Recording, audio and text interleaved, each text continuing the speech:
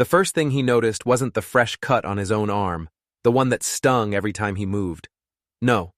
The first thing Eli Morgan noticed was the bruise on hers. She was at the stove, her back mostly to him. Nora Whitlow, the quiet woman who'd shown up on his ranch 6 months ago with nothing but a cloth bag and a story about being a widow. She'd said she could cook. He needed the help. It was as simple as that, or so he thought. The skillet hissed like a cornered rattlesnake spitting hot grease. The whole kitchen smelled of bacon and wood smoke. Outside, the wind howled, throwing dust against the windows like it was trying to claw its way in. He was just sitting there at the pine wood table nursing a cup of coffee when she reached for the salt. Her sleeve, the worn gray sleeve of her dress, slipped. Just an inch, maybe less. But it was enough.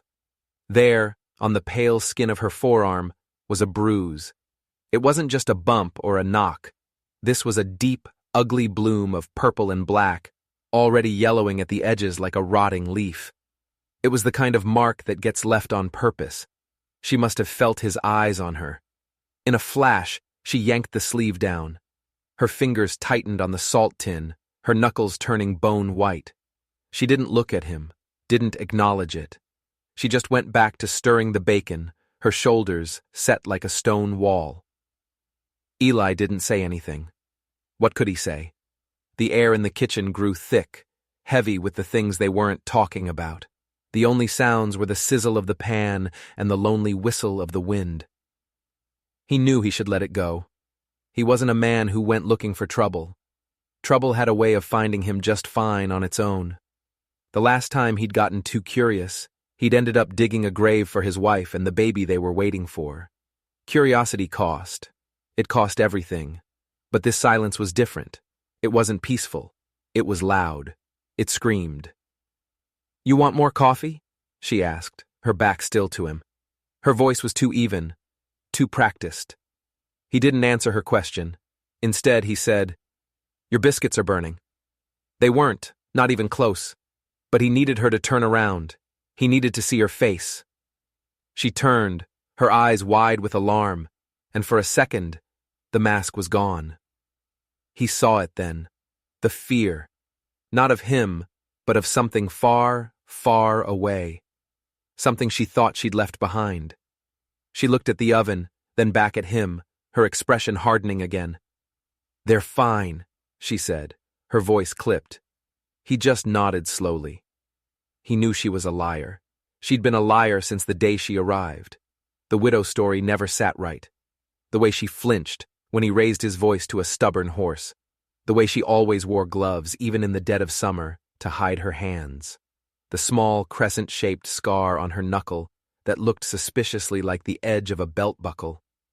He'd ignored it all. For 6 months, he'd told himself it wasn't his business. But that bruise was his business now.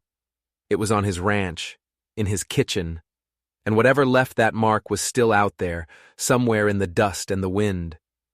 And he had a terrible feeling it was coming this way. That night, the moon hung in the sky like a bleached skull. Eli sat on the porch long after the lights went out, the wood cool beneath his hands. He listened to the cattle shifting in their pens, the rustle of the cottonwoods, and he thought. He thought about the way Nora never spoke of her past. About the haunted look in her eyes that she tried so hard to hide. About the lies she told to keep herself safe. He'd hired a cook, a simple transaction. But somewhere along the line, he'd taken on something more, a responsibility, and a silent promise he hadn't even known he'd made. He wasn't a man who liked questions. But some secrets don't stay buried. They claw their way to the surface, and he was starting to think Nora's secrets were about to break ground. The next morning broke dry and sour. The wind hadn't let up, and a fine layer of grit covered everything.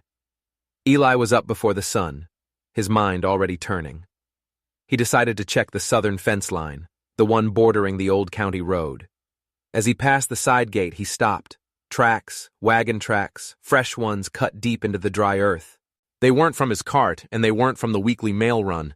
These were different, narrower. The wheels of a private rig. Lighter, faster. The tracks stopped right at the gate, turned around clean, and then headed back the way they came.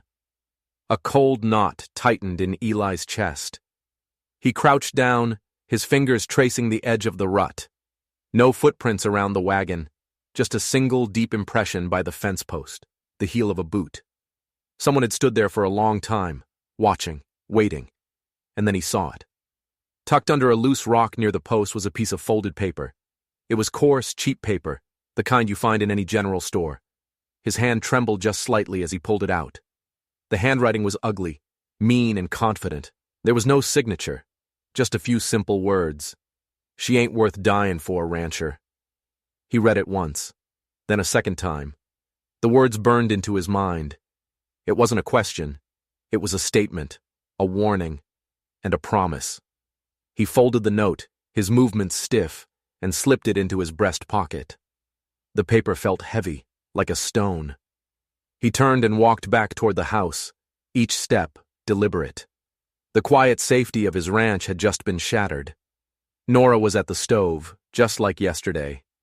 This time, she was frying cornbread, the smell warm and comforting. It should have felt normal. It felt like a lie. She glanced up as he came in, her expression unreadable. "Morning," she said. He didn't answer. He just walked to the table, took off his hat, and sat down. He watched her move around the kitchen, her motions efficient, controlled, too controlled. When she finally turned to bring the cornbread to the table, she saw the look in his eyes, and she went perfectly still. The pan in her hand trembled. He took the note from his pocket. He didn't slam it down. He just placed it on the table between them. She stared at the folded paper for a long, silent moment. Her face, which had been so carefully composed, began to crumble. She walked over, her step slow, and unfolded it. Her breath hitched. She didn't cry. She didn't curse. She just pressed her lips into a thin, white line. "Silas," she whispered. The name was a ghost in the room. Eli's eyes sharpened. "Silas Trent?" She nodded once. Her gaze was fixed on the window, on the wide, empty land outside. "You know him?" Eli asked, his voice low and dangerous. "I did," she said, her voice hollow. "A long time ago. Too long." He waited. The silence stretched, filled only by the wind rattling the shutters. He could see the struggle on her face, the war between telling the truth and staying hidden. "Is he the one?" Eli pressed, his voice softer now. "The one who hurt you?" She finally looked down at her own arms, as if seeing the bruises for the first time. "I left him," she said, her voice barely audible. 3 years ago. I thought I'd run far enough. But men like Silas, they don't let go. They find the cracks in the world and they slip through." "Why here?" Eli asked. It wasn't an accusation. It was a genuine question. "Why my ranch?" "Because it was quiet," she whispered, her eyes pleading with him to understand. "And I thought quiet meant safe." Eli stood up slowly, the legs of his chair scraping against the floor. The sound was unnaturally loud. He walked to the window and looked out at the endless expanse of his land. Land he'd bled for, land his wife was buried in. "Sometimes," he said, his back to her, "quiet just means nobody's started screaming yet." Her lip trembled, but she caught it, swallowing back the sob. "I can go," she said, her voice strained. "I'll pack my things. I won't bring this trouble to your door." "You're not going anywhere," Eli said, turning to face her.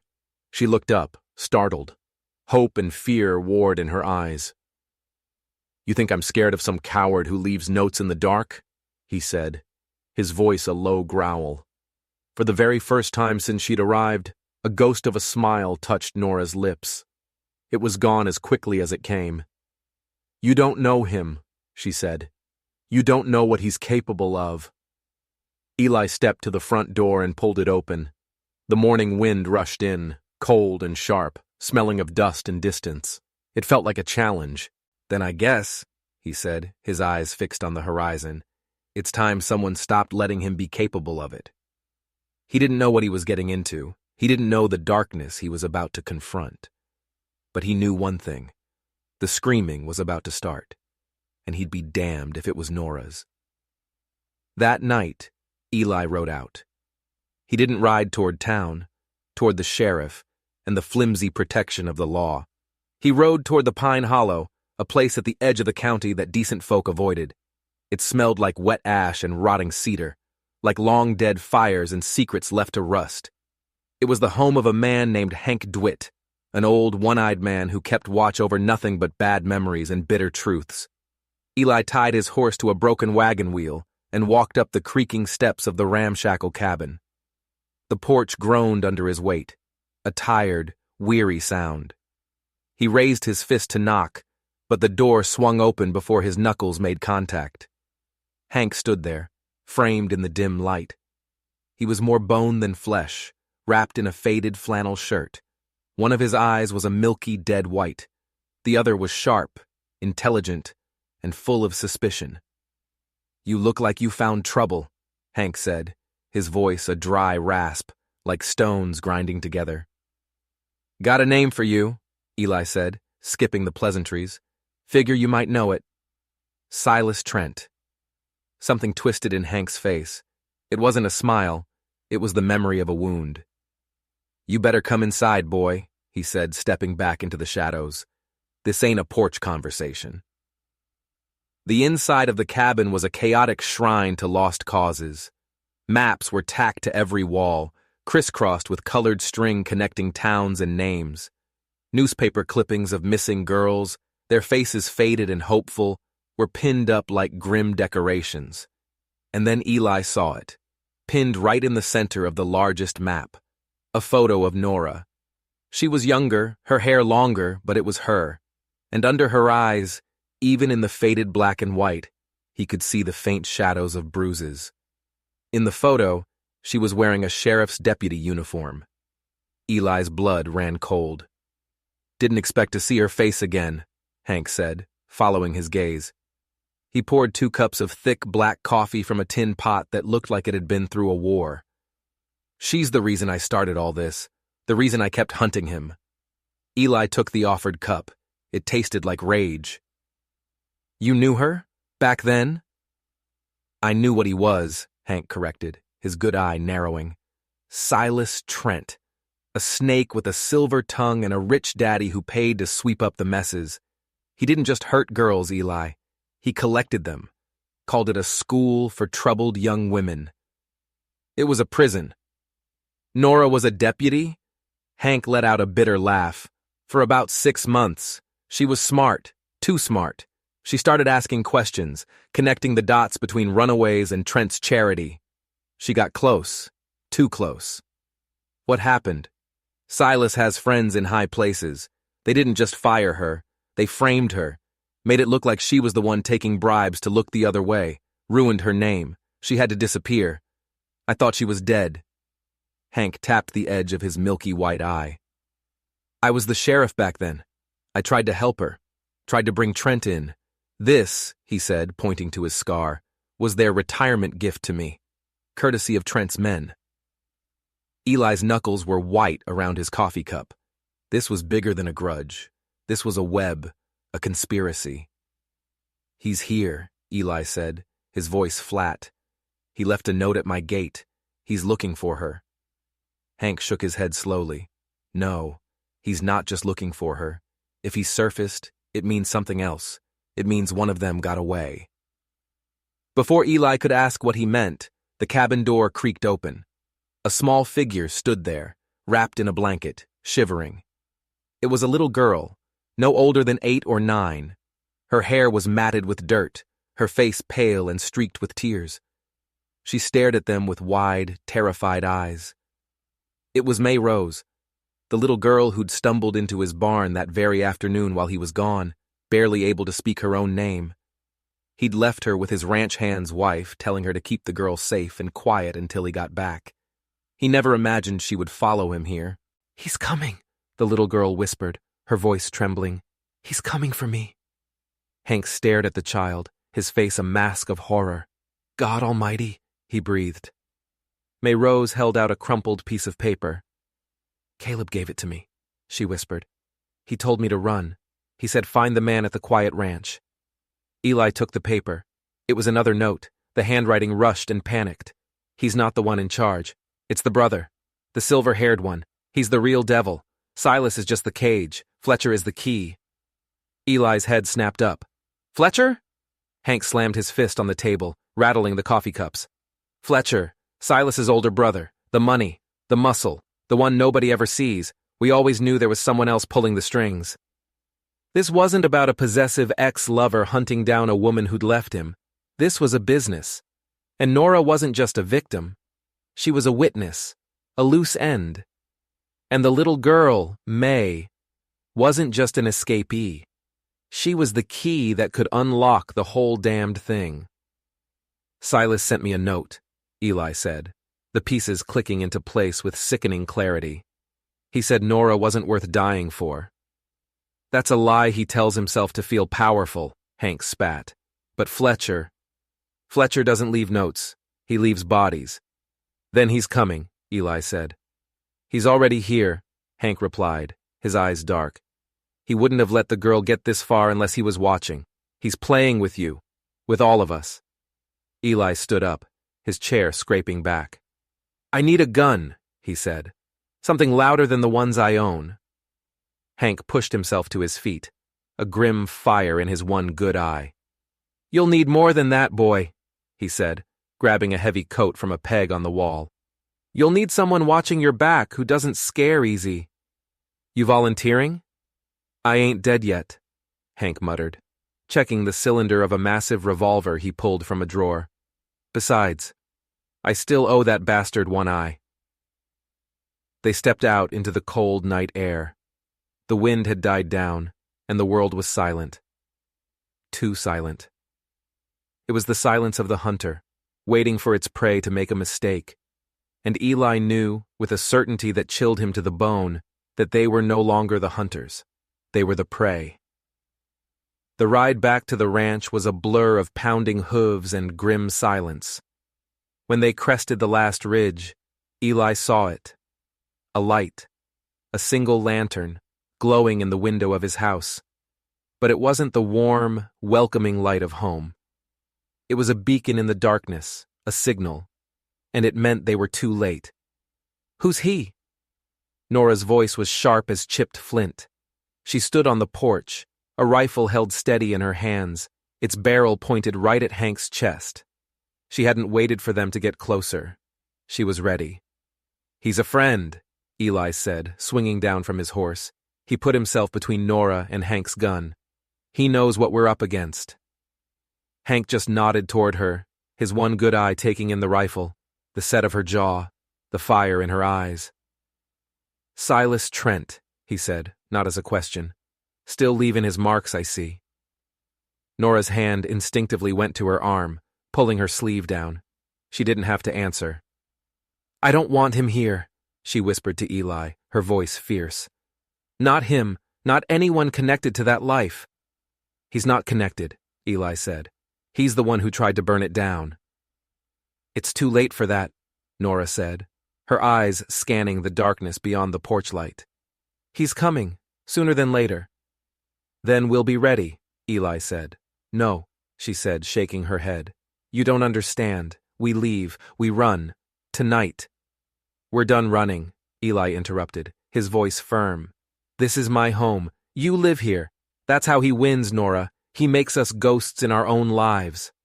Her face crumpled for a second, the tough exterior cracking under the weight of years of fear. I need you to trust me, Eli, he said softly. And I need you to tell me everything. No more lies, no more holding back. She hesitated, her gaze dropping to the floorboards. Then she took a deep, shuddering breath.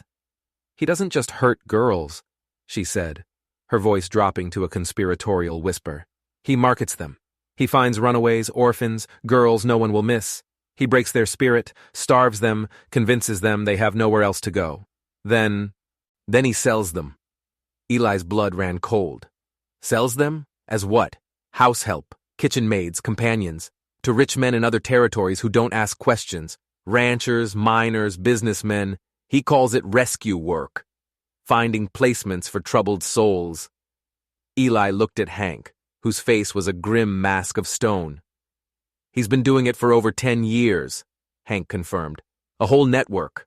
We could never prove it. Why now? Eli asked, his mind racing. Why send a girl here, to my ranch?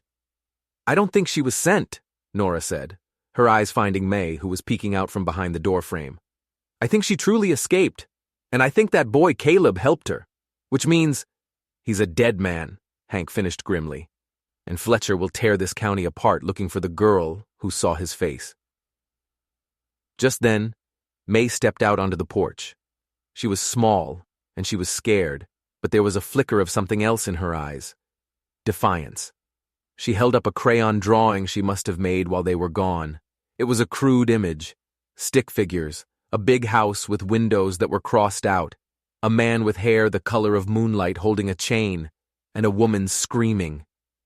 May pointed a trembling finger toward the northern ridge, where the pines stood like silent black sentinels against the night sky.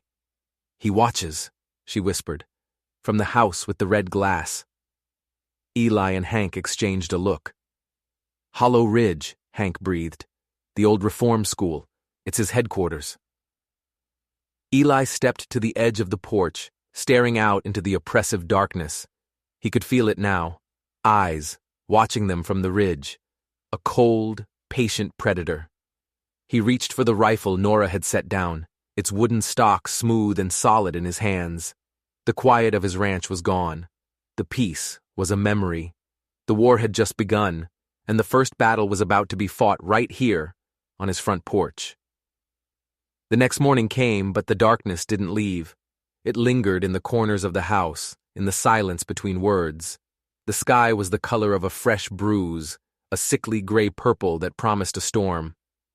Hank had the map spread out again. He was tracing lines, muttering names of towns and deputies he didn't trust. Fletcher's smart, he was saying. He won't come himself. Not for the main assault. He'll send his dogs first. Test the fences.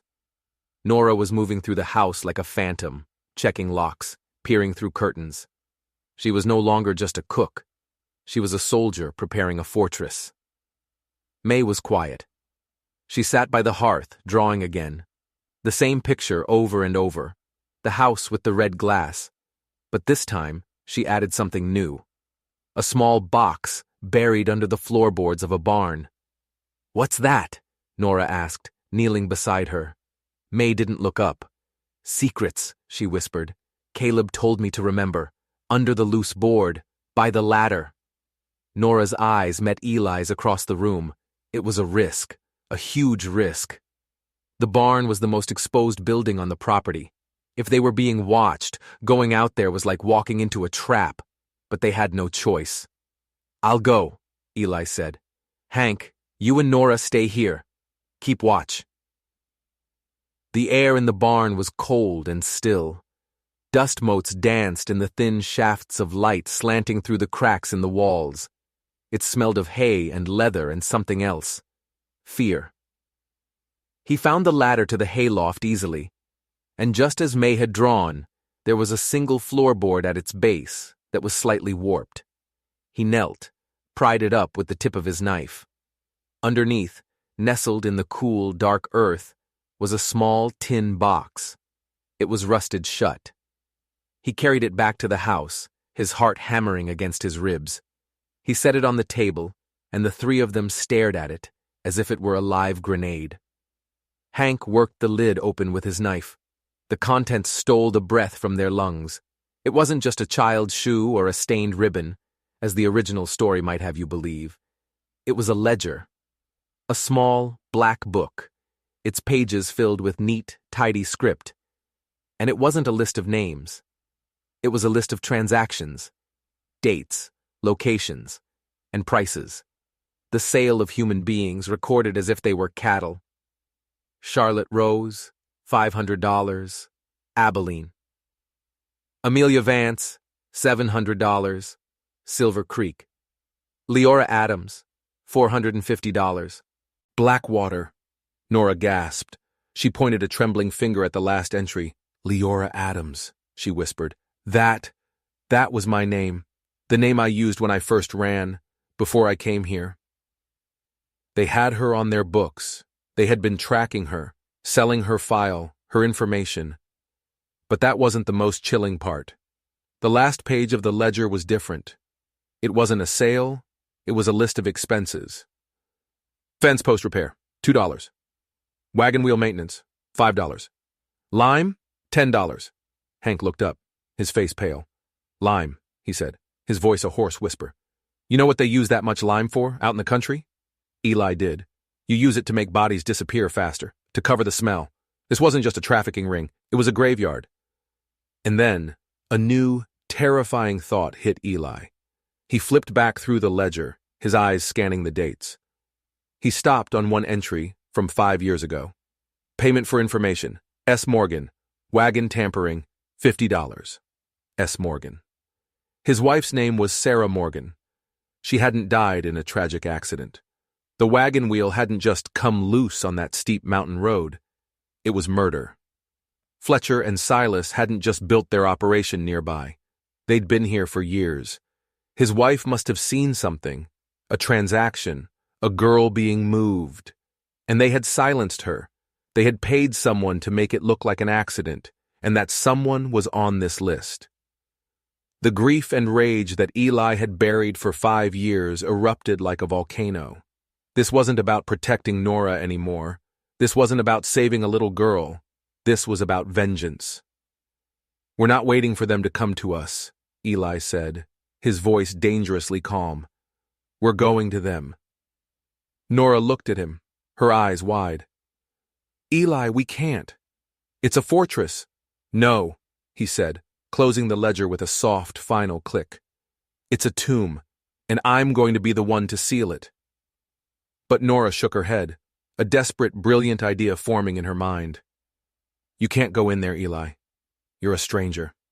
They'll kill you on sight. But me. She took a deep breath. Leora Adams. They think I'm broken. They think I'm just another piece of property. They'll be expecting a runaway to come crawling back eventually. No, Eli said, his voice shaking with the force of his own rage. Absolutely not. I'm not letting you walk back into that hell. You don't have a choice, she insisted, her voice rising with fierce conviction. Let me be the Trojan horse. I can get inside. I can find out how many girls are there. I can find their weaknesses.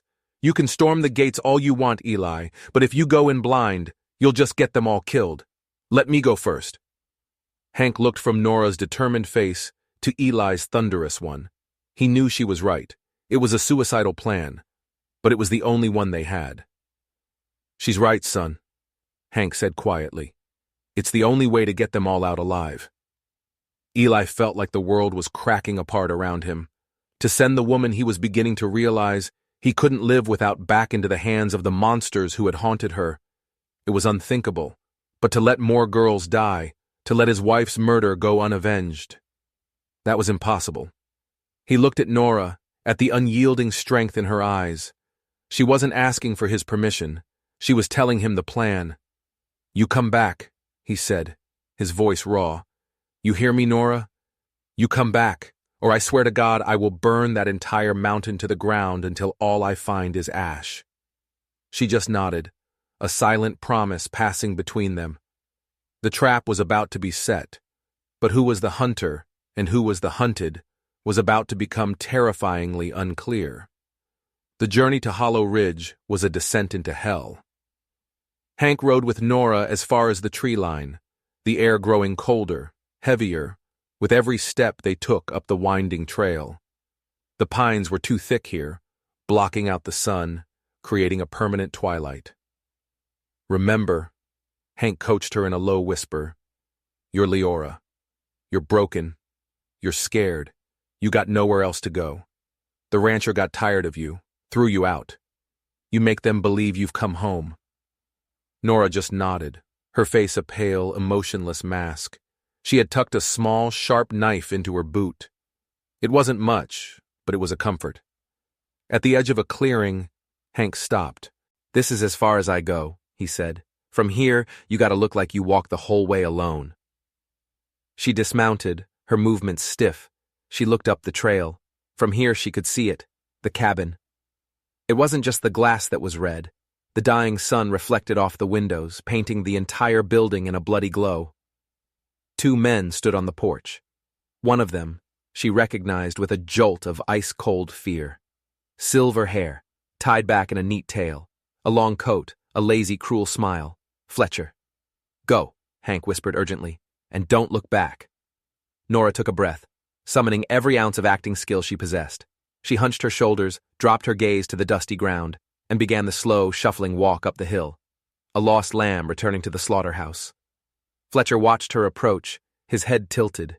He didn't move until she was at the bottom of the porch steps. "Well, I'll be," he drawled, his voice smooth as poison. "Look what the wind blew in. Little Leora crawled all the way back." Nora kept her eyes down. "Didn't have anywhere else to go," she mumbled, pitching her voice to sound weak and defeated. He stepped down from the porch, his boots crunching on the gravel. He reached out and tilted her chin up with 2 fingers, forcing her to meet his gaze. His eyes were pale blue and utterly empty. "You look older," he said, studying her face. "I had to grow up," she whispered. He held her gaze for a long moment, searching for any sign of deception. Then that terrible smile returned. "Silas is going to be so pleased to see you. He's missed you terribly." He led her inside. The cabin was larger than it looked, with a long central hallway and several small locked doors branching off. It smelled of bleach and fear. She was put in a small, windowless room with a single cot. And she waited. Hours passed. She could hear footsteps, muffled voices, the occasional cry of a girl, quickly silenced. She was mapping the place in her head, counting the guards, noting the routines. Late that night, the door opened. It wasn't Fletcher. It was Silas. He looked older, more tired than she remembered. The swagger was gone, replaced by a nervous energy. He didn't look at her, just paced the small room. "Why did you come back?" he asked, his voice strained. "I told Fletcher," she said, keeping her voice meek. "I had nowhere else." He stopped pacing and finally looked at her. There was something in his eyes she'd never seen before. Not lust, not cruelty. It was fear. He was afraid. "He's not right in the head anymore, Leora," Silas whispered, glancing at the closed door. "Fletcher, the business. It's gotten to him. He enjoys it too much now. It's not about the money anymore." Nora stayed silent, her heart pounding. This was a crack, an opening. "He found out about the girl," Silas continued, running a hand through his hair. "The one Caleb helped. He's tearing the county apart. He's going to kill them all, the rancher, the girl, anyone who helped her." He looked at Nora, his eyes desperate. "He thinks you came back for me, but you didn't, did you?" Nora slowly shook her head. "You came back for them," he breathed, "to get them out." He let out a short, hysterical laugh. "You're either the bravest woman I've ever met, or the biggest fool." He stepped closer, his voice dropping so low she could barely hear it. "There's a root cellar. Around the back, under the kitchens. The door is old, always unlocked. If you could get them there." He trailed off as footsteps approached in the hall. He straightened up, his face becoming a mask of indifference. "Fletcher wants to see you," he said in a louder, colder voice. "Don't disappoint him." The door opened, and Fletcher stood there, smiling that dead smile. Nora had her way in. But as she followed Fletcher down the hall, she realized Silas hadn't told her how to get out. He'd given her a destination, but no escape route. It was another trap, a different kind of trap, and she had just walked right into its jaws. Back at the ranch, Eli was a caged animal. He paced the length of the porch, then the barn, then back again. Every gust of wind sounded like a scream. Every shadow looked like a threat. Hank sat at the kitchen table, the ledger open in front of him. He was trying to make sense of the names, the dates, trying to find the S. Morgan who had been paid to murder Eli's wife. "It could be anyone," Hank grunted in frustration. "Sampson, Smith, Soames. There are a dozen families with that initial in this territory. But Eli wasn't listening. His mind was miles away, up on that dark ridge. He was living a nightmare. He had sent Nora into the belly of the beast, and he had no way of knowing if she was alive or dead. May Rose was the only calm one. She sat on the floor tending to a small bird with a broken wing she'd found near the creek. Her touch was gentle, her focus absolute. "She'll be okay," May said suddenly without looking up. Eli stopped pacing. "How do you know?" "Because she's not scared," the girl said simply. "She's angry, and angry people get things done." From the mouths of babes. The simple truth of it hit Eli like a physical blow. Nora wasn't a victim anymore. She was a weapon. That's when he decided. He couldn't wait for a signal. He couldn't wait for a plan. He had to go. He had to be close. He had to be ready. "I'm going up there," he announced. "Not going in, just around. I need to see the layout for myself." "It's suicide," Hank said without looking up from the ledger. "Staying here feels worse," Eli replied, grabbing his rifle and spyglass. He spent the rest of the day crawling on his belly through the scrub oak and pine on the eastern slope of the ridge, the one side that was too steep for a main trail. He inched his way to a rocky outcrop that gave him a clear view of the compound. He saw the guards. He saw the layout of the buildings. He saw the smoke curling from the chimney. And then he saw her. Nora. She was carrying a bucket of water from the well to a small shed. Her shoulders were slumped, her steps slow. She looked defeated, broken. She was playing her part perfectly. As she reached the corner of the shed, out of sight of the main porch, she paused. For just a fraction of a second, her head lifted, and she scanned the woods. Her eyes swept right over his position. He knew she couldn't see him, but it felt like she was looking right at him. A silent message. "I'm here. I'm okay. Get ready." Then she straightened her shoulders just slightly and continued on her way. It was all he needed. He crawled back down the slope, his mind on fire with plans. He knew where the weak points were. He knew the guards' rotations. He had the beginning of a strategy. When he got back to the ranch, night had fallen. Hank had lit a single lantern. May was asleep by the fire. "Well?" Hank asked. Eli spread a piece of canvas on the table and began to sketch the compound with a piece of charcoal. "There's a root cellar," he said, drawing a small square at the back of the main cabin. "It's their blind spot. If she can get the girls there, I can get them out." "And how do you plan on getting past the guards?" Hank asked, unconvinced. "There are at least 6 of them, not counting Fletcher and Silas." "Distraction," a small voice said. They both turned. May was awake, her eyes wide and serious in the lamplight. "I can be the distraction," she said. "They're looking for me. If they see me down by the main trail, they'll all come running. Fletcher will come himself. He'll want to ask me how I got out." "No," Hank and Eli said in unison. "You don't understand," the little girl insisted, her voice gaining strength. "He won't hurt me right away.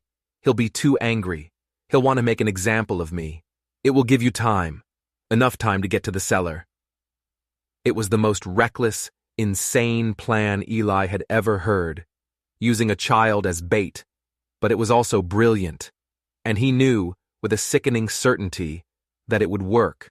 Fletcher's ego wouldn't let him delegate the recapture of the girl who had made a fool of him. "I don't go near him," May continued, her voice steady. "I just let him see me. Then I run. I know the woods. I can hide." Eli looked at Hank. Hank looked at the map. The old man's face was a torrent of conflicting emotions. Finally, he gave a slow, grim nod. "The girl creates the diversion," Hank said, his voice heavy. "You go in through the cellar. I'll circle around to the north, cut off any riders trying to flank you. We get the girls and we run like hell." "And Nora?" Eli asked. "She gets the girls to the cellar," Hank said. "That's her part. Then she comes out with them." The plan was set. It was a flimsy, desperate thing held together by the courage of a child and the rage of a broken man. The moon was rising, full and white. It was time. As they prepared to leave, Hank stopped Eli at the door. "There's something else," he said, his voice low. He pointed to the ledger, at the entry that had haunted Eli all day. Payment for information, S. Morgan, wagon tampering, $50. I think I know who it is, Hank said. He used to work the freight lines, a drunkard named Seth Morgan. No relation, just a cruel coincidence of a name. Lives in a shack down by the dry riverbed now. If anyone knows how to make a wagon wheel accidentally fall off. The final piece of the puzzle clicked into place.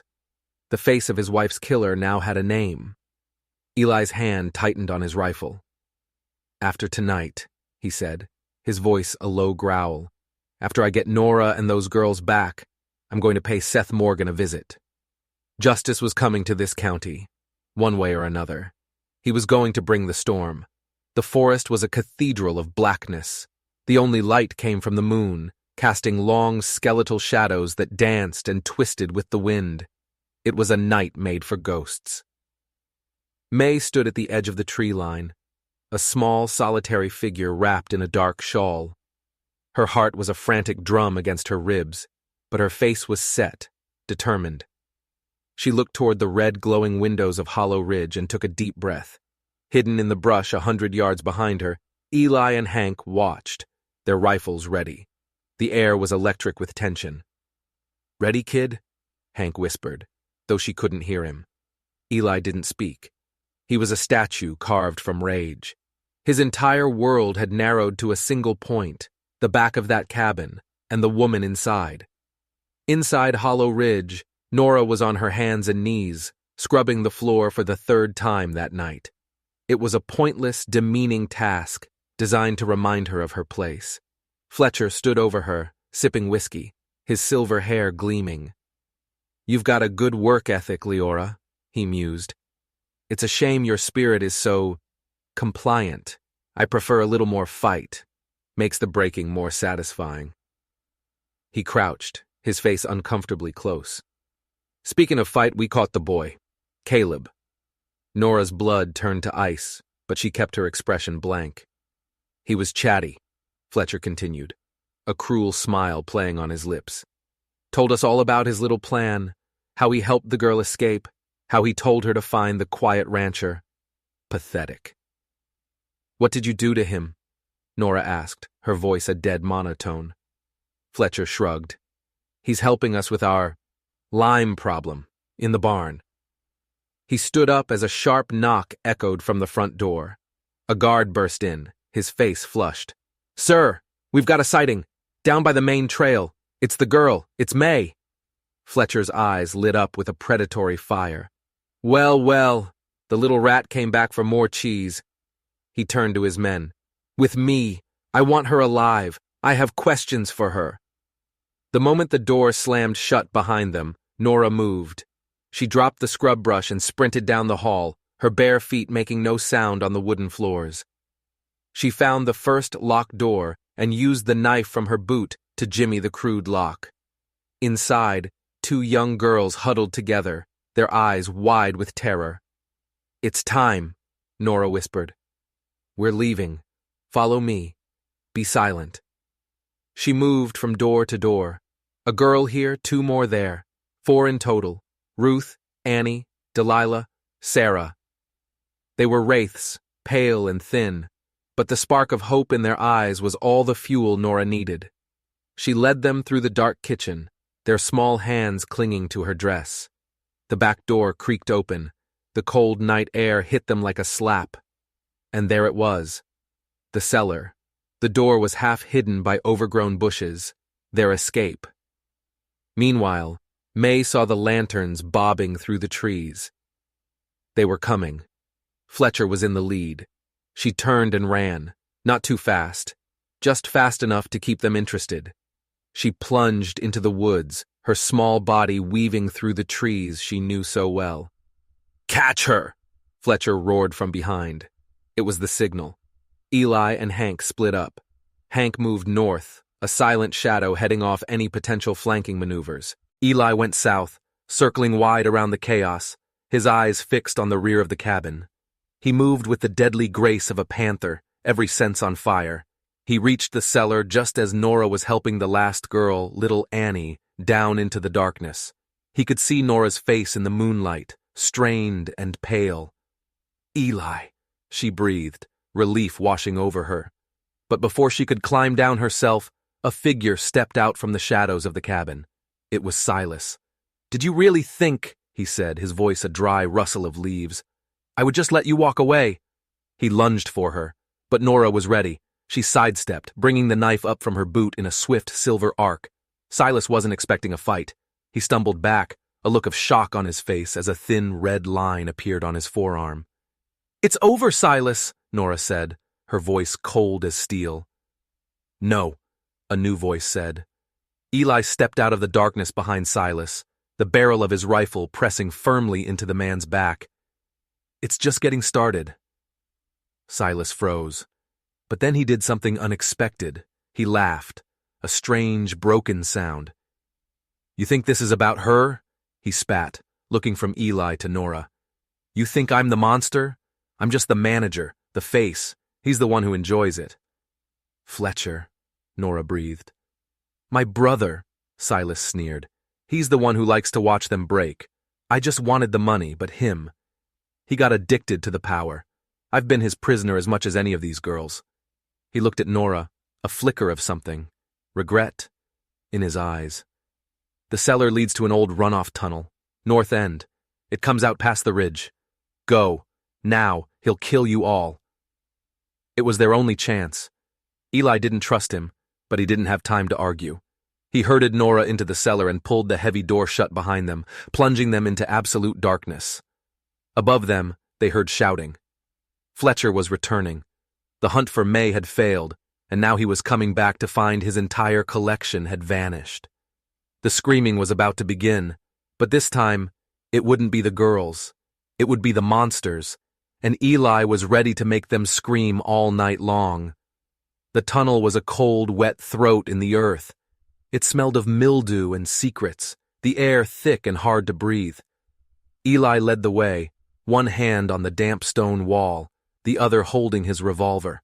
Nora followed, guiding the four terrified girls, whispering words of encouragement in the suffocating darkness. Little Annie was whimpering, and Ruth had started to cry silently, her small body shaking. "We're almost there," Nora lied, her voice a steady anchor in the dark. "Just a little further."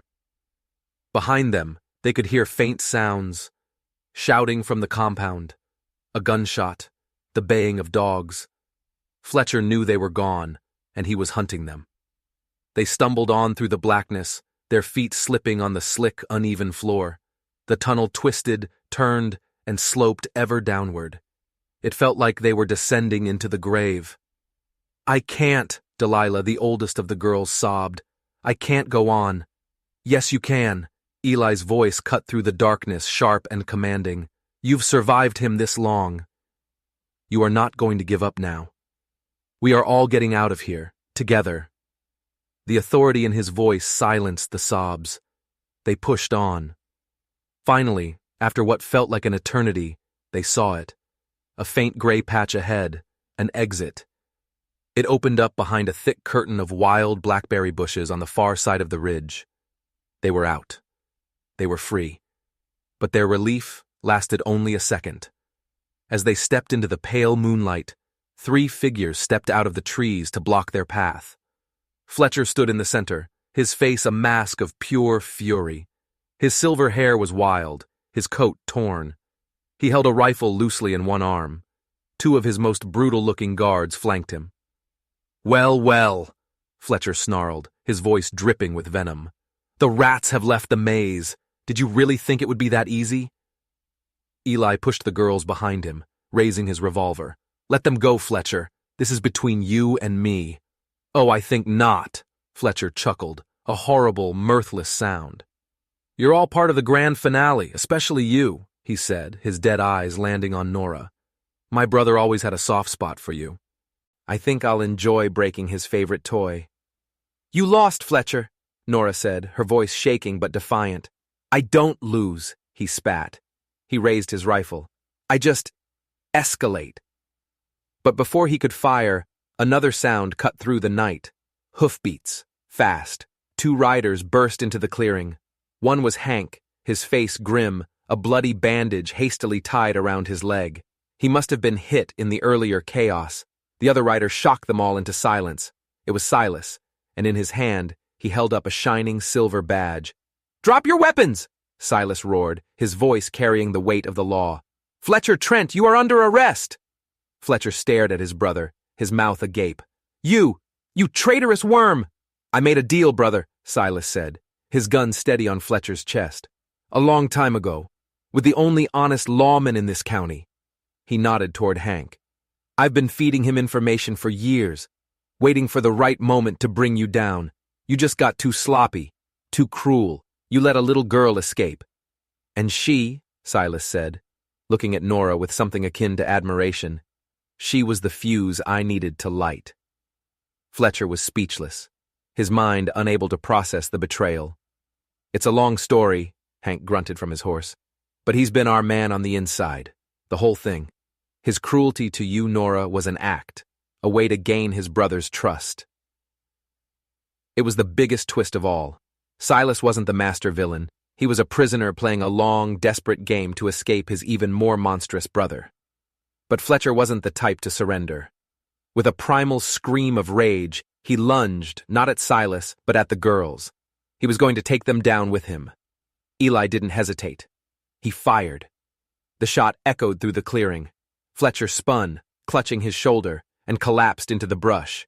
His men, seeing their leader fall, immediately dropped their guns and raised their hands. It was over. Silence descended on the clearing, broken only by the ragged breathing of the survivors and the soft sobbing of little Annie. Nora rushed to Eli's side, her hand on his arm. He was trembling, the adrenaline and rage finally beginning to recede. "It's over," she whispered again. He looked at her, then at the scared, exhausted faces of the girls they had rescued. He looked at Hank, wounded but triumphant. At Silas, the monster who had turned out to be their unlikely savior. Then his eyes went to the dark trail leading back toward civilization. Back toward the shack by the riverbed, where a man named Seth Morgan was sleeping, unaware that his past was about to catch up with him. "No," Eli said, his voice low and hard as granite. "Not yet. There's one more ghost I have to put in the ground." The sun that rose the next morning felt different. It wasn't the harsh, judgmental eye of the day before. It was a warm, forgiving light that promised new beginnings. The wagons from Pinebrook had come and gone, taking the girls to a safe shelter, their tearful goodbyes still echoing in the yard. Hank was propped up on the porch, his leg bandaged, giving orders to a stunned-looking deputy who was taking his statement. Silas was gone, taken into federal protection, a ghost who had finally earned his freedom. Hollow Ridge was being dismantled, its dark secrets finally dragged into the light. Eli hadn't slept. After seeing Nora and the girls to safety, he had taken his horse and ridden down to the dry riverbed. He had found the shack. He had found Seth Morgan. He didn't tell Nora what happened there. He didn't have to. When he returned, just as the sun was rising, the look on his face said everything. The ghost of his wife, Sarah, was finally at peace. The ledger was balanced. He found Nora by the barn, staring out at the horizon. She looked tired, but the hunted look in her eyes was gone. For the first time, she looked like she was home. "What happens now?" she asked quietly. Eli came to stand beside her. He took her hand. It felt right. "Now," he said, "we live." It was that simple, and that complicated. The weeks that followed were a time of healing. The ranch, which had been a place of silence and sorrow, slowly filled with life. May Rose decided to stay, officially adopted by Hank, who grumbled about it, but whose one good eye shone with pride. The little girl's laughter became a regular sound on the porch. Nora and Eli didn't talk much about the future. They didn't need to. They worked side by side, rebuilding the broken fences, tending the land, finding a comfortable rhythm in the shared silence. The scars were still there, on her arm and on his heart, but they were no longer open wounds. They were just part of their story. One evening, as they sat on the porch swing, Watching the stars prick the vast, dark canvas of the sky, Nora leaned her head on his shoulder. "That bruise," she said softly. "It's finally gone." Eli looked at her, at the strength and beauty in her face, illuminated by the soft glow of the lantern from the house. He thought back to that first morning, to the hiss of the skillet, to the flash of purple and black on her arm that had started it all. "Yeah," he said, his voice thick with emotion as he wrapped his arm around her, pulling her close. "But I'll never forget it." It was the bruise that had broken the silence, the bruise that had led to a war, the bruise that had brought two broken people together and forged them into something new, something strong, something whole. It was the bruise that had, in the end, saved them all. If you enjoyed this story, don't forget to hit that subscribe button and ring the notification bell, because you never know what darkness is hiding just out of sight, waiting for someone brave enough to turn on the light.